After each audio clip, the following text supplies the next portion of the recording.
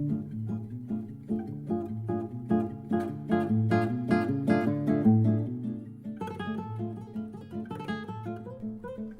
right, hello and welcome to 5 Minutes with Sean, maybe 10. Today's topic is one that we spend a lot of money on in our industry and have forever, and that is training. Training. Today, training and why you do it.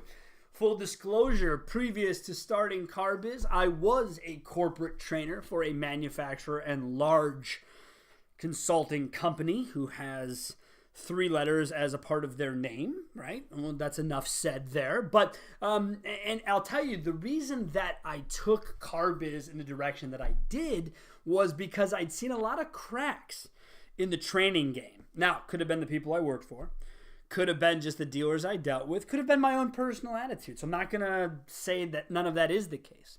But what I will tell you is a couple of things stood out. Number one, buy-in. Buy-in is by far the most important topic, period, as it relates to training. If you as an owner and your general manager and your lieutenants, your sales managers, are not bought into the specific, not the ideal of training, most of you should be bought into that anyways. But if you are not bought into the actual basics of training, owners, GMs, don't waste your money. Or fire your sales managers. Either way, doesn't matter to me. My point is the same. You have to be committed. Everyone has to buy in to that trainer. Now, when it comes to trainers, there's a lot out there. There's BDC trainers, there's sales trainers, there's phone trainers, there's internet-specific trainers. There are all these things. You need to figure out what you need to be trained on, right? It goes back to one of the early podcasts, which is selling problem or opportunity problem. Well, do you have a selling problem at a showroom level? Do you have a getting people in the door at a BDC level? These are the sorts of things that should really play into what's next. When I was a trainer, I think one of the biggest issues that I had was trying to measure my success. Now, as an overall kind of sales trainer, which is what it was, you've got to look at the sales number, which, as you guys know, any of you who've listened to me, I don't get into the sales numbers. That's controlled by one set of people, and that's store-level personnel. Now, if someone is better on the phone, they have more confidence, those are sort of not tangible. Those are more feelings than facts, right? That's the issue that I have with it was, well, okay, I can feel better about someone. I just had this conversation with a client who recently hired a BDC trainer, and he approached the BDC trainer and he said, hey, how does X employee look? And her response was, he looks good. Well, this particular owner is not cool with this is good. He wants analytics, metrics, whatever you want to call it. He wants basis for your feelings. He and I have talked a lot about feeling in fact, and he wants facts. So he went back to the BDC trainer and he said, look, that's all well and good, but I need to know where you're seeing this improvement. Has her call volume changed? Has her conversion changed for in-store appointments? Is she talking to more folks on a contact basis? The BDC trainer, as any good trainer would do, said, you know what? It's a great point.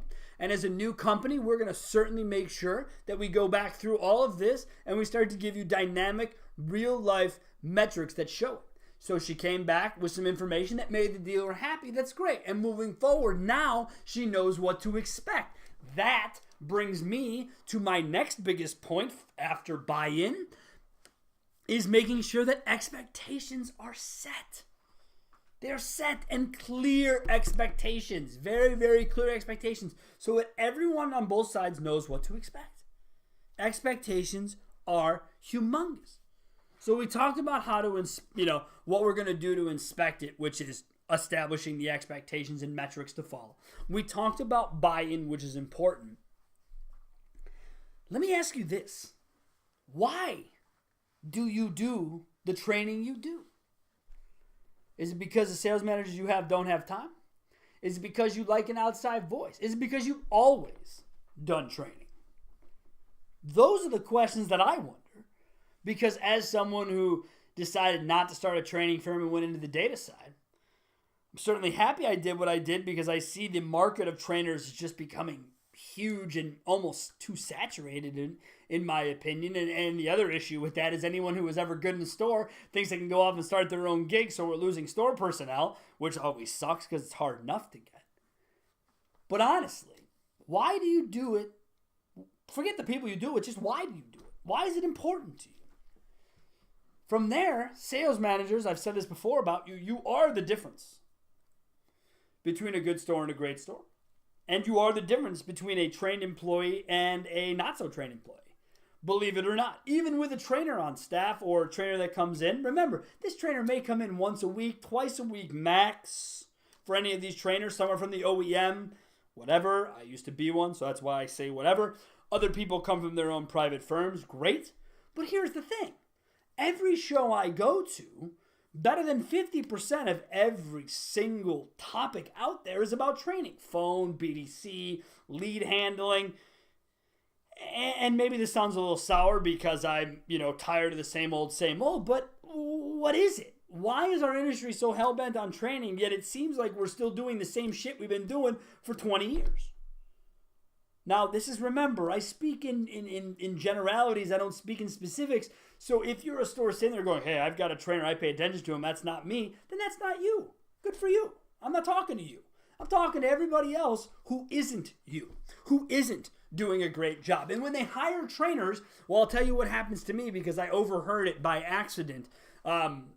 Doing some training when I was a corporate trainer. Afterwards, I went to a local bar at this, and two sales managers were sitting there, didn't know I was sitting there, and continued to kind of, not really berate or talk foul upon me, but say, hey, good ideas, but we're not going to do those because that's not who our store is. Okay, well, this goes back to expectations because training should be customized to the location that it's at, but if you don't give it direction, then it will be what it's going to be.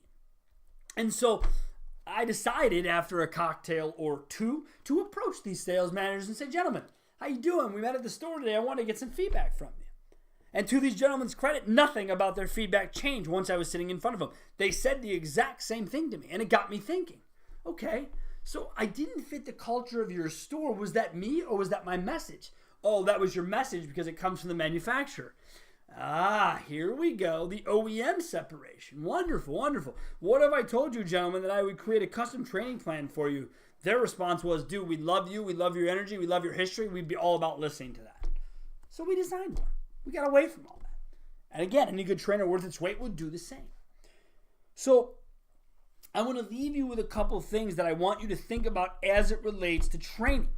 Number one, do you have full buy-in from the top down? Number two, do you have a plan of expectations to inspect the results of the trainer? Number three, have you set a specific amount of time for this training to take place, or is it ongoing? And last but not least, and probably most important, why are you doing it? Answer those questions, then get back to me, and I'll help you find a trainer if you haven't found one already. All right? As always, I do appreciate your time and listening. It is a pleasure of mine to do these for me. You can reach me directly. This is a text or call directly, 262-278-0157.